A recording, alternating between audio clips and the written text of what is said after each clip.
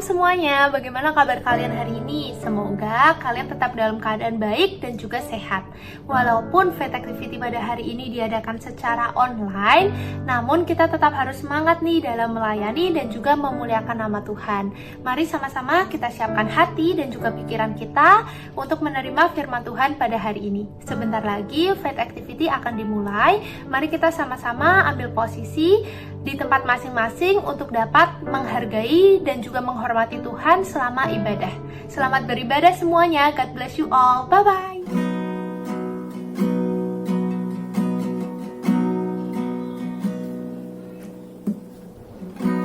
Kasih setiamu yang ku rasakan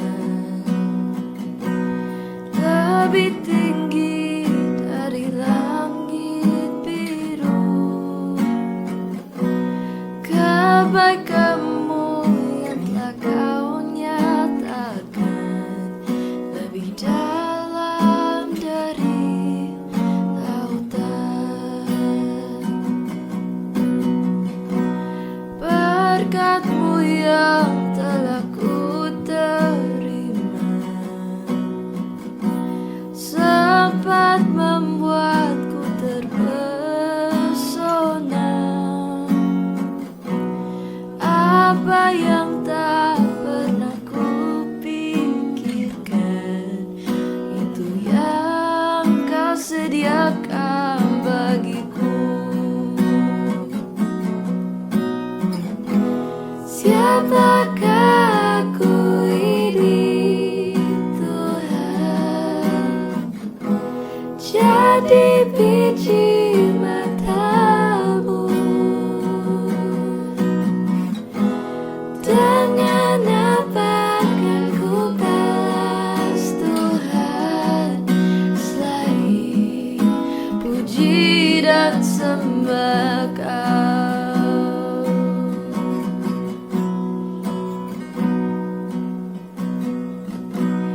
Kasih setiamu yang ku rasakan lebih tinggi dari langit biru. Kebaikan-Mu yang telah kau nyatakan lebih dalam dari lautan. Berkat-Mu yang telah ku terima sempat membuatku terpesona. Apa yang tak pernah ku pikirkan, itu yang Kau sediakan bagiku. Siapakah aku ini Tuhan? Jadi biji mata-Mu. Dengan apa akan ku balas Tuhan selain puji dan sembah Kau. Selain puji dan sembah Kau. Selain puji dan sembah Kau. Selamat pagi para mahasiswa dan mahasiswi di Fakultas Kedokteran. Hari ini kita akan merenungkan satu bagian firman Tuhan yang menarik. Mari kita masuk di dalam doa terlebih dahulu. Tuhan Allah Bapa kami yang di surga, pimpinlah kami memahami firman-Mu, dan firman-Mu kiranya membuat hati kami mengasihi orang-orang yang Tuhan kasihi. Dalam nama Tuhan Yesus kami berdoa. Amin. Hari ini kita akan belajar dari kitab Markus pasal yang kedua, ayat yang ke-13 sampai 17. Saya akan membacakannya demikian. Sesudah itu, Yesus pergi lagi ke pantai danau, dan seluruh orang banyak datang kepadanya. Lalu ia mengajar mereka. Kemudian ketika ia berjalan lewat di situ, ia melihat Lewi, anak Alfeus, duduk di rumah cukai. Lalu ia berkata kepadanya, "Ikutlah aku." Maka berdirilah Lewi lalu mengikuti dia. Kemudian ketika Yesus makan di rumah orang itu, banyak pemungut cukai dan orang berdosa makan bersama-sama dengan dia dan murid-muridnya. Sebab banyak orang yang mengikuti dia. Pada waktu ahli-ahli Taurat dari golongan Farisi melihat bahwa ia makan dengan pemungut cukai dan orang berdosa itu, berkatalah mereka kepada murid-muridnya, "Mengapa ia makan bersama-sama dengan pemungut cukai dan orang berdosa?" Yesus mendengarnya dan berkata kepada mereka, "Bukan orang sehat yang memerlukan tabib, tetapi orang sakit. Aku datang bukan untuk memanggil orang benar, melainkan orang berdosa." Eric Yuan, nama ini mungkin sudah mulai akrab buat kita.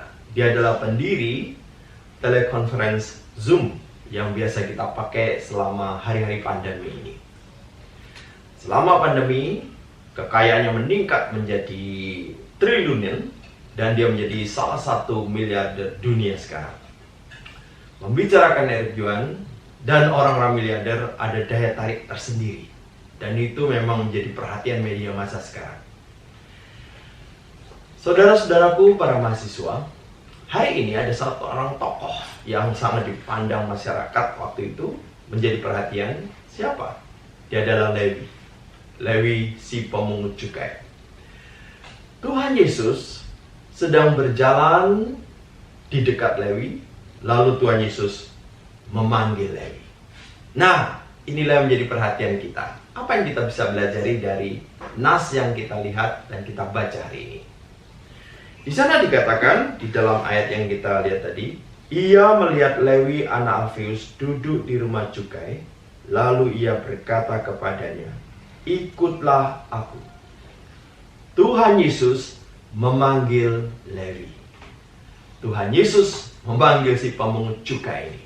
Ini menarik perhatian kita. Pemungut cukai itu bagaimana di dalam masa itu? Pemungut cukai adalah seorang Yahudi, dan Yahudi ini ternyata menjadi kaki tangannya Romawi. Nah, kalian tahu orang Romawi itu menyembah berhala. Orang Romawi tentu saja tidak bertuhan, mereka penjajah, tapi mereka kesulitan untuk menagih pajak dari orang-orang Yahudi yang tidak mau memberikan uangnya. Digunakan orang Romawi untuk membangun kuil, untuk membangun laskar Romawi dan sebagainya. Lalu mereka membuat tender. Siapa orang Yahudi yang mau menjadi pemungut pajak, tentu saja ada imbalannya. Mereka mengambil pajak lebih daripada yang seharusnya untuk keuntungan mereka. Maka orang Yahudi yang menjadi pemungut pajak, pemungut cukai, mereka adalah orang-orang kaki tangannya Romawi. Dan orang Yahudi yang lainnya tentu saja jengkel, tidak senang, dan marah dengan orang dengan profesi semacam ini. Nah, saya ingat pada waktu Yohanes Pembaptis berkhotbah, beberapa pemungut cukai, pemungut pajak ini juga pernah bertanya, apa yang harus kami lakukan? Dan di sana dikatakan di Lukas 3:12, ada datang juga pemungut-pemungut cukai untuk dibaptis dan mereka bertanya kepadanya, "Guru, apakah yang harus kami perbuat?" Jawabnya, "Jangan menagih lebih banyak daripada yang telah ditentukan bagimu." Jadi ini sudah umum bahwa mereka menagih lebih banyak dari yang ditentukan karena mereka mendapat lisensi otoritas dari Kekaisaran Romawi. Jadi mereka kelompok orang yang tidak disukai. Izinkan saya bertanya, Lewi ini adalah keturunan orang-orang yang seharusnya dikhususkan untuk melayani di Bait Allah. Nah, sekarang kenapa orang dari kelompok religius semacam ini ingin menjadi pemungut pajak. Kalian bisa bayangkan kira-kira kenapa? Wah, mungkin juga karena pingin rumah besar seperti orang lain, pingin kendaraan bagus seperti orang lain, pingin baju bagus seperti orang lain. Lalu mereka di dalam keinginan mencapai itu, pingin duit yang banyak supaya mereka bisa meraih keinginannya. Lalu mereka menjadi pemungut pajak. Mungkin mereka iri pada orang-orang kaya lainnya, sehingga mereka dengan waktu yang cepat dengan menjadi pemungut pajak, mereka bisa mendapatkan uang itu.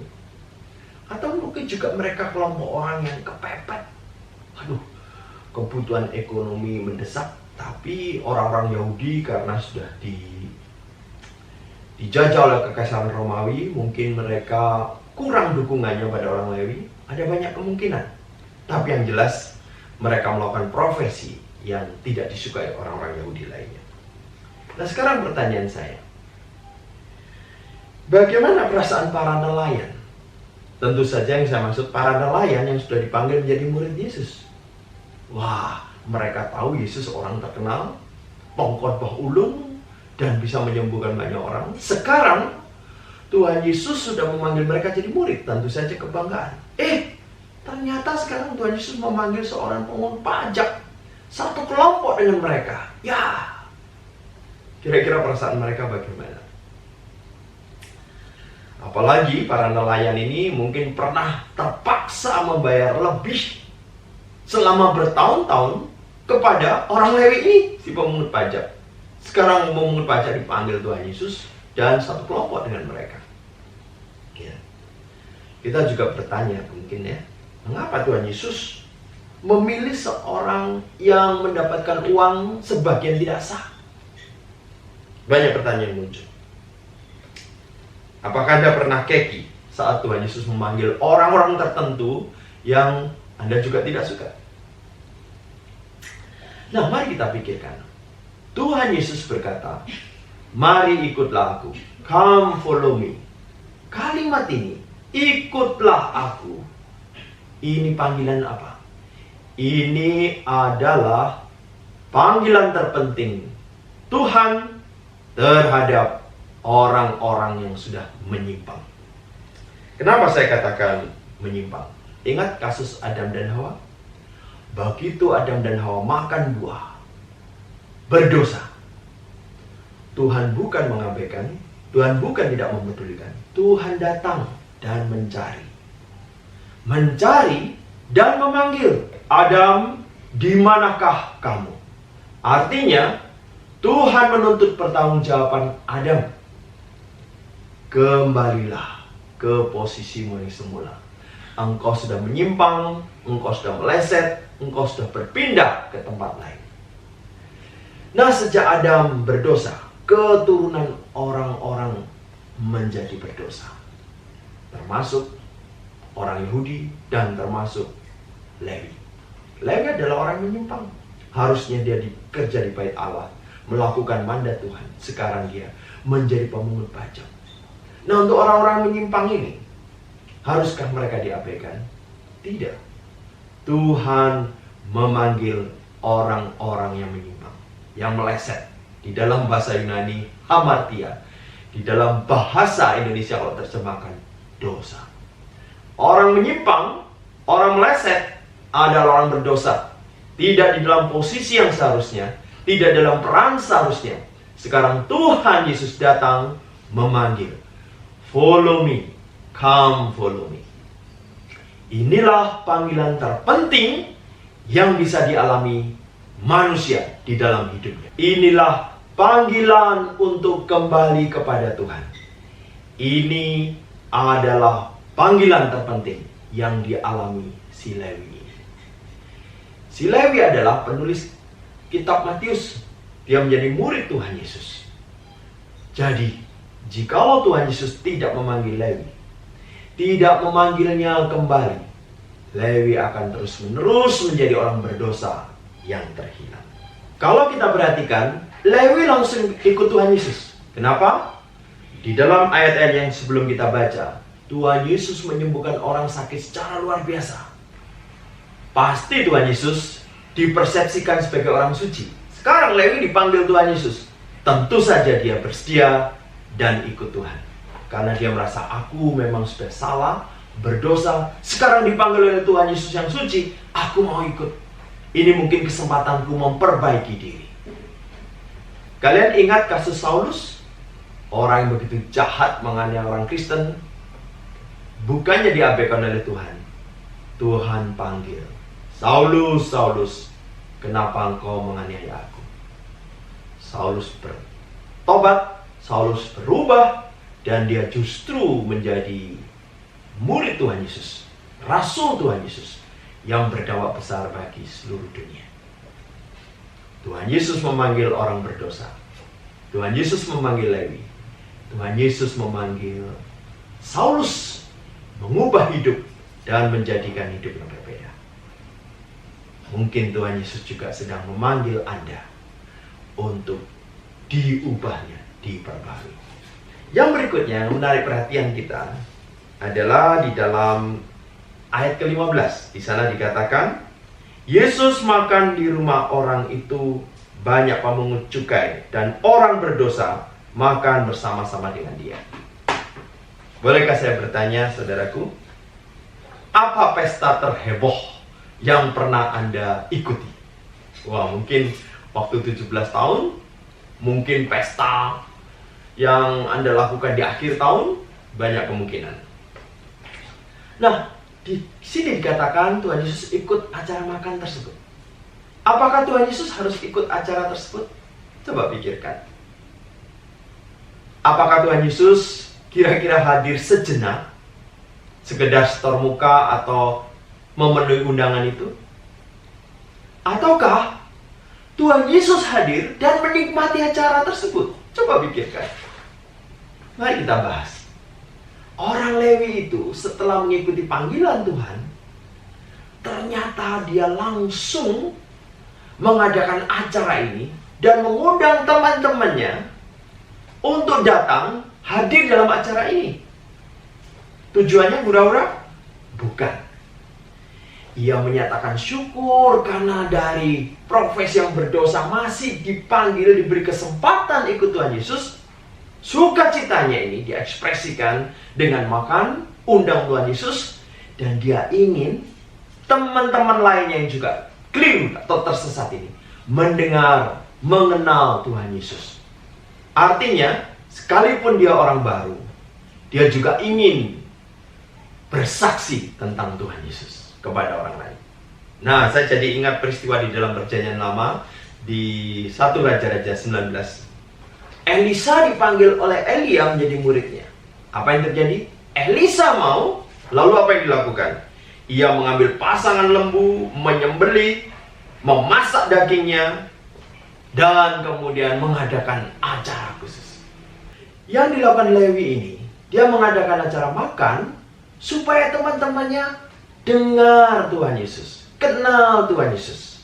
Ini adalah kesempatan bagi Lewi untuk mengajak teman-temannya berpindah dari kegelapan, dari penyimpangan, dari keberdosaan, menuju kepada terang, mengenal Tuhan Yesus, Sang Guru yang bijak. Mari kita menyadari bahwa orang-orang berdosa bukan untuk ditinggalkan, tetapi untuk dikasihani. Karena mereka tidak tahu mereka harus menjalani hidup bagaimana. Orang Farisi waktu lihat Tuhan Yesus menyembuhkan di dalam ayat-ayat sebelumnya, mungkin mereka pikir, wah ini jangan-jangan orang suci, karena dia bisa mengampuni dosa, karena dia bisa menyembuhkan orang. Mungkin mereka punya harapan, ini kita bisa ajak sebagai tim kita, meningkatkan citra kita orang Farisi, bukan hanya pintar berdoa, tetapi juga menyembuhkan. Begitu mereka melihat Tuhan Yesus kumpul dengan para pemungut pajak yang menjengkelkan, dan orang berdosa lainnya, mereka jengkel. Tentu saja Tuhan Yesus salah bergaul kalau ia akan terpengaruh dan dipengaruhi para orang berdosa dan memungut pajak. Tapi kita tahu Tuhan Yesus bergaul dengan mereka justru karena dia memiliki berita kebenaran yang penting untuk menyelamatkan mereka, dan mereka perlu tahu hal ini. Coba saya tanya Anda, kalau di dalam masa pandemi ini Anda menemukan vaksin COVID, Pantaskah kita menyembunyikan informasi itu sementara banyak orang bertumbangan, terkena infeksi dan meninggal? Tentu saja tidak. Kita akan berusaha menginformasikan ke sebanyak mungkin orang. Dan jikalau ada orang-orang yang dalam keadaan sakit mendapat informasi disembuhkan, kita akan bersuka cita. Jadi saya membayangkan Tuhan Yesus bersama orang-orang itu. Dia bersuka cita karena ini kesempatan dia menjangkau mereka, memberitakan yang benar pada mereka. Saya teringat perkataan dari kitab Amsal. Orang berdosa yang sadar dosa lebih ada harapan daripada mereka yang berdosa tapi tidak menyadarinya. Orang Farisi memandang pemungut pajak dan menjauhinya karena melihat mereka sebagai orang berdosa. Lalu mereka merasa sinis pada Tuhan Yesus yang berkumpul dengan orang berdosa. Artinya, orang Farisi itu tidak sadar dirinya sendiri orang berdosa. Dia sendiri tidak menyadari dirinya yang sebenarnya berdosa dan perlu dilayani. Dan dia menjauhi Tuhan Yesus. Waktu Tuhan Yesus mengatakan, dia datang untuk orang sakit, bukan orang sehat. Ini tidak berarti orang Farisi sehat. Mereka pun sakit, hanya mereka tidak menyadari. Saudara-saudaraku yang dikasihi oleh Tuhan, dari sini kita belajar apa? Tuhan Yesus datang memang untuk mencari yang sakit, untuk menyelamatkan yang sakit. Tuhan Yesus tidak mencari yang merasa dirinya sehat. Tetapi bagi orang-orang yang sadar dirinya sakit, merasa dirinya sadar dan berdosa, Tuhan Yesus akan berkenan untuk menyelamatkan orang tersebut. Mari kita menyadari diri kita sebagai orang berdosa. Jikalau kita menyadari diri kita orang berdosa, justru kita adalah orang yang ada kesempatan untuk menyadari saya perlu diselamatkan, saya perlu Tuhan Yesus. Maka kita adalah orang-orang yang dicari oleh Tuhan Yesus. Saya bacakan sekali lagi ayat yang pendek di bagian akhir. Yesus mendengarnya dan berkata kepada mereka, bukan orang sehat yang memerlukan tabib atau dokter, tetapi orang sakit. Aku datang bukan untuk memanggil orang benar, melainkan orang berdosa. Anda ingat kisah orang Farisi dan orang pemungut cukai yang berdoa? Orang Farisi mengatakan, Tuhan, aku bersyukur karena aku mau memberikan persembahan. Aku berdoa setiap hari beberapa kali. Aku ke bait Allah. Aku sering memuji Tuhan. Tidak seperti orang ini. Yang smart orang ini siapa? Orang pemungut cukai. Karena pemungut cukai memang dianggap orang berdosa. Tapi yang menarik, Tuhan Yesus melanjutkan cerita itu. Orang pemungut cukai ini berdoa, Tuhan, kasihanilah aku orang berdosa. Dan Tuhan Yesus menilai justru orang pemungut cukai itu yang diterima oleh Tuhan. Anda menilai diri Anda orang berdosa atau bukan? Jikalau Anda menilai diri Anda orang berdosa, tidak layak, perlu pertolongan, perlu juru selamat, perlu Tuhan Yesus secara pribadi yang telah mati dan bangkit itu, Anda justru punya pengharapan. Karena Tuhan Yesus akan menyambut dan memeluk Anda menjadi saudaranya. Mari kita berdoa. Bapa kami yang di surga, kami bersyukur Tuhan Yesus memanggil kami. Kami mau ikut Tuhan Yesus selama hidup kami. Menjadikan Tuhan Yesus juru selamat pribadi kami. Dalam nama Tuhan Yesus kami berdoa. Amin. Halo semuanya. Iya, puji Tuhan ibadah FA kita kali ini udah selesai. Nah, biarlah dan ya semoga firman dan persoalan ini dapat dan boleh menjadi berkat bagi kita semua ya. Oke, selanjutnya aku akan menyampaikan beberapa informasi penting ya pengumuman penting yang harus kalian dengarkan nih. Nah, oke, poin pertama, jangan lupa untuk mengisi Google Form pada link yang tertera di bawah ini ya. Terus poin kedua, bagi teman-teman yang tertarik untuk melayani bersama-sama dengan kami, boleh banget mendaftarkan diri menjadi pemusik, jadi singer, bulldog, usher, ataupun digital comic colorist. Nah, poin ketiga, ini tentang bedah Alkitab nih ya. Walaupun kuliah diadakan secara online, bedah Alkitab tetap berjalan kok. Nah, bedah Alkitab ini akan dilaksanakan juga secara online teman-teman. Buat kalian yang tertarik dan ya merasa ingin bergabung untuk membedah Alkitab bersama-sama, kalian boleh banget ikutan, dan juga jangan lupa buat download terlebih dahulu aplikasi namanya YouVersion, karena topik-topik yang akan dibahas dalam bedah Alkitab tuh akan diambil dari sini. Jadi kalian download dulu dan jangan lupa buat buat akunnya ya. Iya. Terus poin selanjutnya, poin keempat, buat teman-teman yang ingin dan tertarik, kalian pasti udah pernah dengar tentang kelompok kecil ya. Iya. Buat kalian yang ingin ikut ataupun tertarik untuk mengetahui lebih lanjut terlebih dahulu kelompok kecil itu apa, kalian bisa banget kontak Valentine dulu ya. Ini tuh ada kontaknya di MCF, jadi kalian langsung kontak aja nanya-nanya. Nah, kelompok kecil itu apa sih? Kelompok kecil ini merupakan wadah untuk sharing mengenai pertumbuhan iman, untuk perkuliahan, pribadi, ya diri sendiri di sharing itu boleh banget. Jadi buat kalian yang merasa perlu untuk bersekutu dan sharing bersama, itu boleh banget kalian langsung aja join kakak ya. Nah, untuk poin kelima, kalian udah dengar bedah Alkitab, udah dengar kelompok kecil, kalian juga pasti tahu lah ya prayer meeting. Nah, iya bener banget. Sekarang tuh aku bakal kasih tahu tentang prayer meeting ini. Kalau buat kalian yang ingin sharing bersama, mungkin dalam lingkup yang lebih besar dari kelompok kecil, bisa banget kalian ikut prayer meeting yang akan diadakan setiap Sabtu pukul 7 malam. Nah, jadi buat kalian yang mau ikut, ayo join bersama, karena kita akan menunggu kehadiran kalian jam 7 malam di setiap hari Sabtu. Selanjutnya, untuk poin ke-6, bentar lagi kan udah mau Natal nih. Iya. Nah, kami mengundang kalian semua untuk bergabung dalam ensemble dan drama Natal kita nih. Jadi buat kalian yang pengen tahu lebih lanjut infonya mengenai kegiatan ini, kalian bisa banget langsung kontak line MSCF ya. Ya, jadi ya ayo join dan bergabung bersama kita.